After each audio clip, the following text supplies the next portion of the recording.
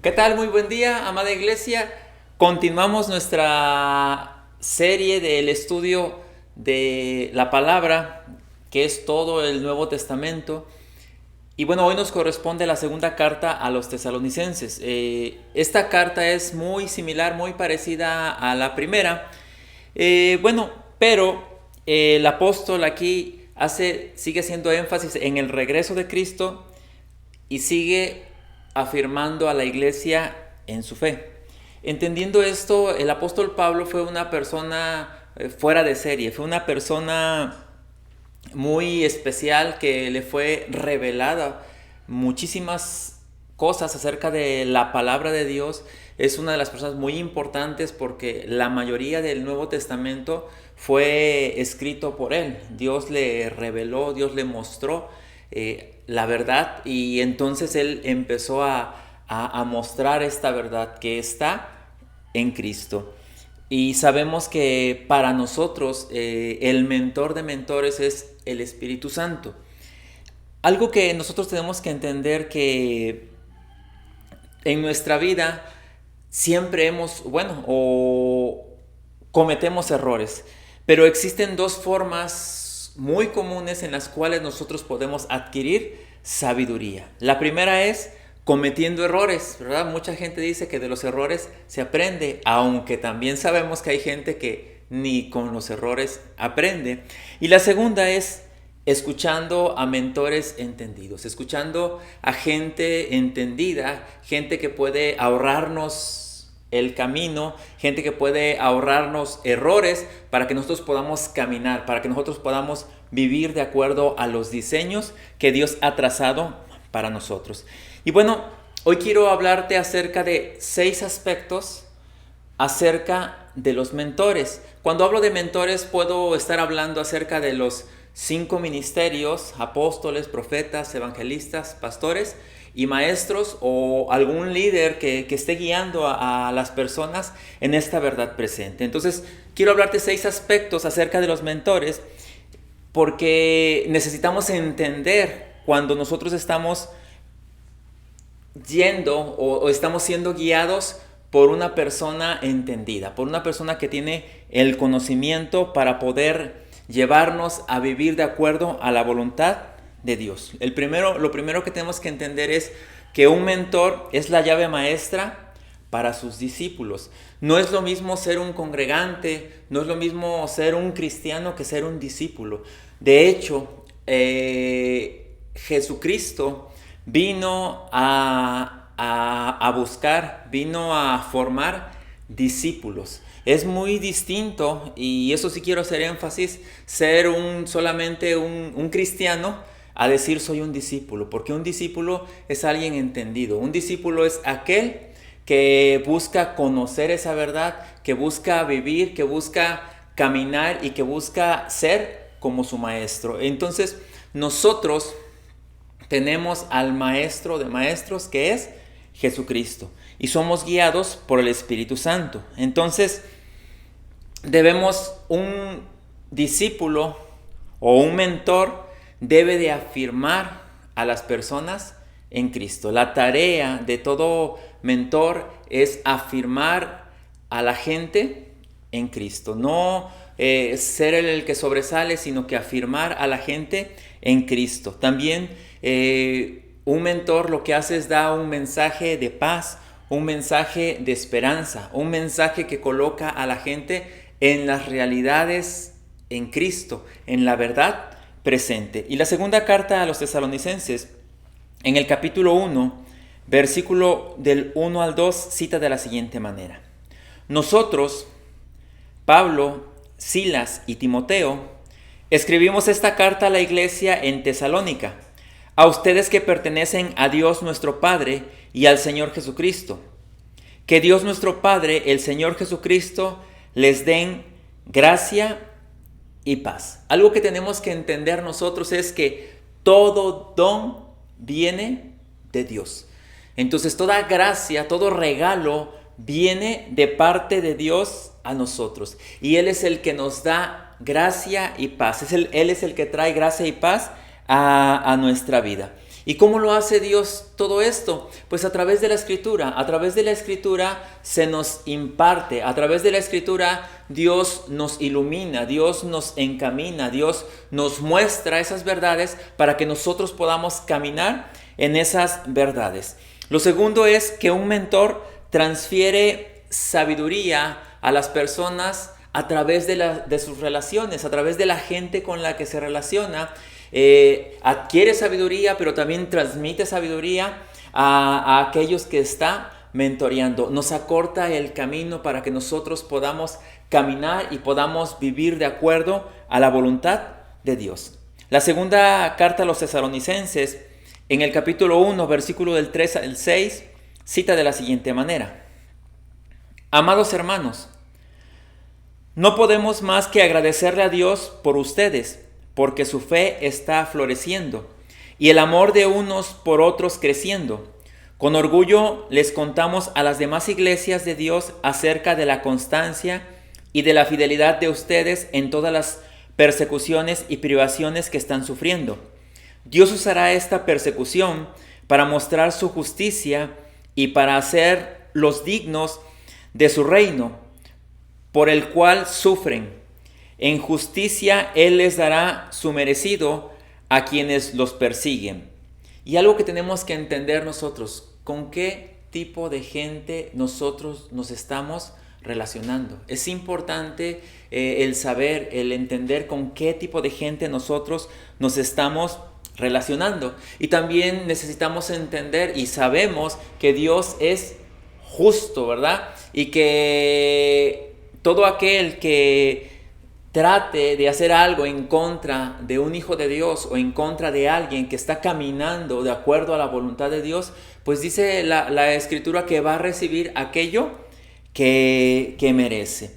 Algo también que tenemos que entender acerca de los mentores, número 3, es que un mentor entendido garantiza el crecimiento de los discípulos. Cuando un mentor es entendido, les está garantizando a aquellos que está discipulando el entendimiento, les está garantizando el que ellos puedan tener un crecimiento, el que ellos puedan caminar de acuerdo a la voluntad de Dios, les está evitando tener errores. La segunda carta a los tesalonicenses, en el capítulo 1, versículo 11 y 12, dice así: Así que seguimos orando por ustedes, pidiéndole a nuestro Dios que los ayude para que vivan una vida digna de su llamado, que Él les dé el poder para llevar a cabo todas las cosas buenas que la fe los mueva a hacer.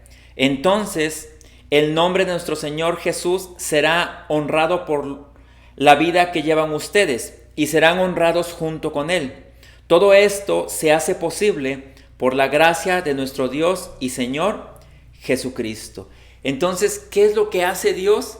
Dice que Dios nos da el poder para llevar a cabo las cosas buenas que la fe nos mueve a hacer. En otras versiones la Escritura dice que Dios pone el querer como el hacer por su buena voluntad. Pero algo que tenemos que entender es que Él nos da el poder, Él nos da la facultad, Él ha depositado dones, talentos y habilidades en nuestra vida para que nosotros podamos hacer todo aquello que el Espíritu nos impulsa a que nosotros hagamos. Y dice que de esta manera el nombre de Dios es honrado por la vida que llevamos cada uno de nosotros. ¿Te das cuenta cómo cuando nosotros manifestamos, cuando nosotros proyectamos, cuando nosotros caminamos de acuerdo a la voluntad de Dios, el nombre de Dios es exaltado, el nombre de Dios es honrado? Y todo esto lo podemos hacer gracias a un mentor entendido, pero también cuando somos discípulos que caminamos de acuerdo a la voluntad de Dios. Hace años se decía a los congregantes que eran ovejas. Realmente nosotros somos hijos de Dios. Realmente nosotros somos discípulos de Jesucristo. Y por lo tanto tenemos que tener una mentalidad que esté constantemente discipulada, constantemente renovando, como dice la Escritura, su mente, su entendimiento para adquirir sabiduría y vivir de acuerdo a la voluntad de Dios. El punto número 4 dice que un mentor puede desenmascarar a los enemigos que están en contra de aquellos que está discipulando. Un mentor tiene esa capacidad de ver más allá de lo que un discípulo puede ver. Entonces los está llevando, los está guiando y los va encaminando por el buen camino. La segunda carta a los tesalonicenses, en el capítulo 2, versículo del 1 al 5, cita de la siguiente manera: Ahora, amados hermanos, aclaremos algunos aspectos sobre la venida de nuestro Señor Jesucristo y cómo seremos reunidos para encontrarnos con Él. No se dejen perturbar ni se alarmen tan fácilmente por los que dicen que el día del Señor ya ha comenzado. No les crean, ni siquiera si afirman haber tenido una visión espiritual, una revelación o haber recibido una carta supuestamente de nosotros. No se dejen engañar por los que dicen, pues aquel día no vendrá hasta que haya una gran rebelión contra Dios y se dé a conocer el hombre de anarquía, aquel que trae destrucción. Se exaltará a sí mismo y se opondrá a todo lo que la gente llame Dios y a cada objeto de culto.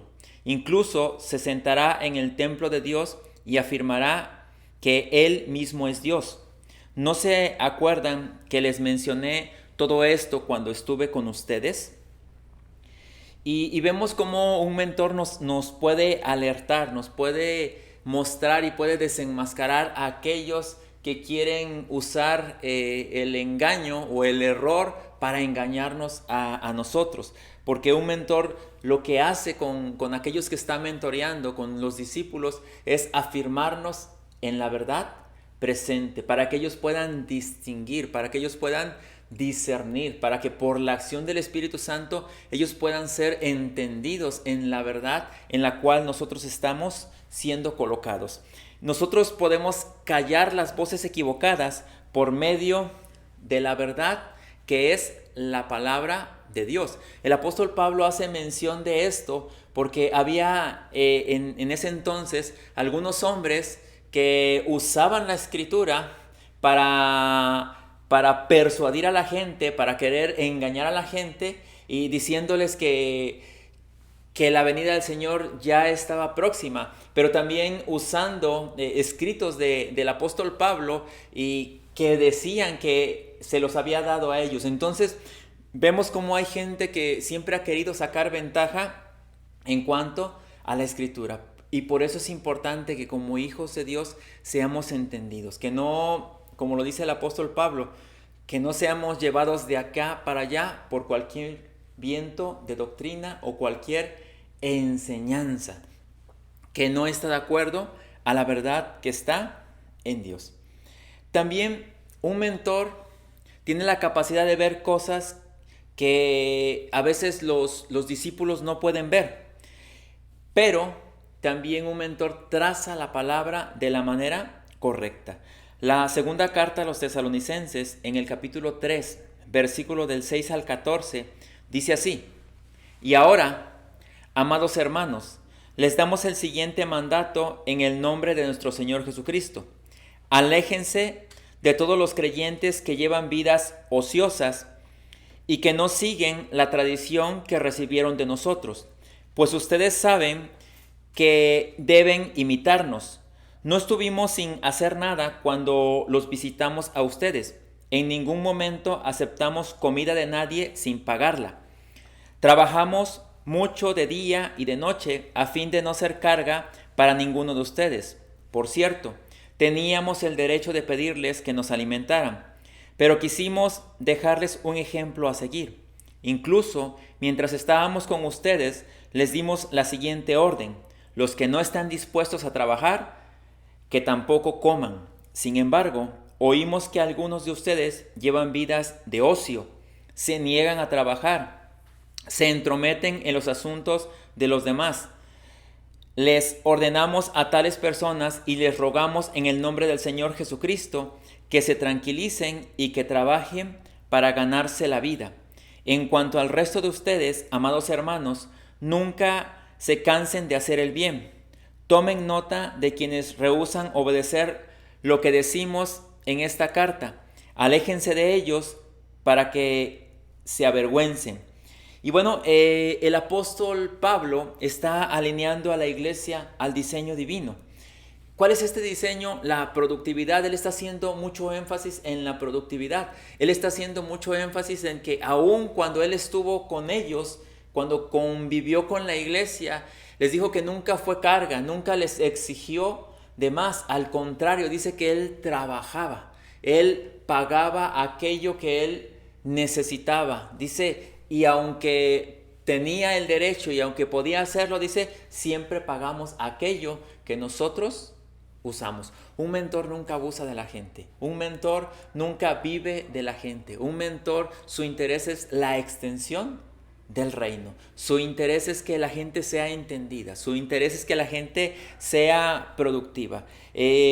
La productividad, nosotros como hijos de Dios debemos de verla como productividad encauzada. ¿Qué quiere decir esto? Que todo lo que nosotros producimos de cualquier manera tiene que ver con el avance del reino de los cielos. Tiene que ver para la extensión del reino. Recordemos que el reino fue establecido cuando Jesucristo vino a la tierra, pero a nosotros, a la iglesia, se nos encomendó la extensión del reino. Y realmente ahí como iglesia necesitamos ser entendidos para poder extender el reino con todos los recursos que Dios ha puesto en nuestras manos, intelectuales, dones, talentos, habilidades, economía. Con todo eso nosotros lo podemos hacer porque son herramientas que nos facilitan el poder compartir la palabra de Dios.